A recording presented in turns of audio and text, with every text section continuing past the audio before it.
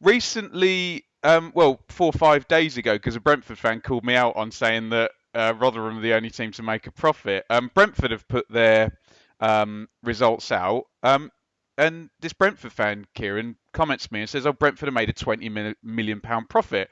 And obviously, following you, I'm like, "No, no, they haven't. This cannot be remotely possible." So off I go to the Brentford website, which says the Brentford FC Group recorded a 20 million profit in the year 30th of June 2019. Brentford's current financial year and the outlook for the coming year should be reviewed in the context of the COVID-19 environment. In addition, the figures reported include 13.7 million of book profits relating to the transfer of land to develop the building of our new stadium. The entire effect of the land transactions, both positive and negative, I suppose that bracket is the key thing there, will be reflected in subsequent years.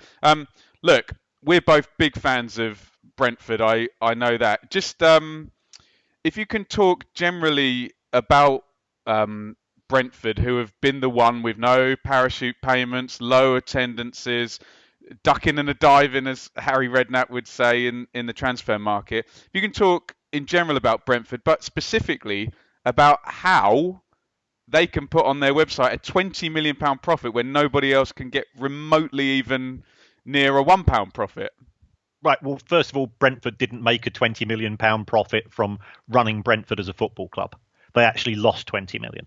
In terms of their day-to-day activities, in terms of selling tickets, selling broadcasting rights, having front of shirt sponsors, advertising, having people in the director's box as guests, and all that type of stuff, they lost £20 million last season.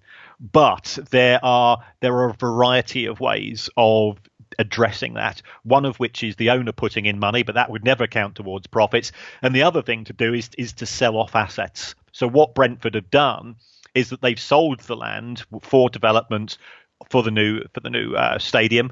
That cost will come through because then they're going to have to effectively buy the new stadium back from the developer, and that cost will be included. So there's a little bit of sleight of hand in respect of that particular transaction. So, Kieran, just to be really clear about that, when I drive out of London on the A4, A40, I can't remember, that plot, they've sold the land and there's some kind of deal to get it back over time.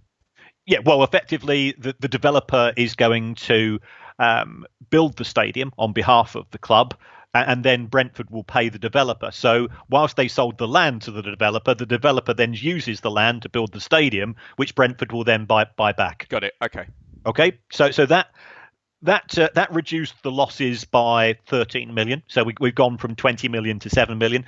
And then what Brentford do, and this is where I think Brentford's B team model does really come to the fore, is that they are really good at selling players. They call sold it Brentford tax. That's right. Is it Chris Mepham they sold to Bournemouth? Mepham, Konza, Mopai, all within about tens of millions they got for that lot. Yeah. Well, certainly Mepham and Konza, they are included in the 2019 account. So they went to Mepham went to Bournemouth. I think. So because they buy cheap and they sell high, they make money. And what they're effectively doing is that they are their talent spotting is very good. They are very big on the data analytics side because clearly the owner he owns Smart Odds and an awful lot of analytical activity into skills which can be developed is used by Brentford, and they've got the advantage of taking these young men who've been rejected by the bigger clubs in London. I think Mepham originally came from Chelsea's academy. Pass, yeah. I know. Yeah. Strangely, a guy I work with used to play with Chris Mepham. I mean, he actually knows him, so he's a West London boy. So yeah, he could have been at any of those academies down there. So Brentford clearly like what they saw in him, and now he's off playing Premier League football, and they've got 12, 13 million in terms of that fee. So but in terms of running the club as a business, if you do not sell a Metham or something equivalent each year, Brentford would have lost £20 million. I think they paid about £137 in wages for every £100 of income that they generated. So you're already running the business at a loss. But their business model is to pan for gold, and they're very good at it. Oh, God, aren't they just? So they've reported that they've sold 7,500 season tickets. So presumably, compared to Griffin Park, their match day income and hospitality and that is all going to go up. What's interested me about Brentford, Kieran, is how it's gone from. And it was interesting you said about the rejection, because the classic one is Romain Sawyers, who was at West Brom. Off he goes to Walsall with Dean Smith, goes to Brentford, actually ends up back at West Brom. So, it completely goes full circle. What's interested me, and I'd be interested in your perception of the risk that they're taking, is it's not Romain Sawyers for £2 million anymore. They're now signing Brian Mbeumo for £5 million or Pontus Jansson for £7 million. So everything's going. They seem to be doing it very incrementally. I know you always cite Assombalonga for 15. There's no Assombalonga for 15 million.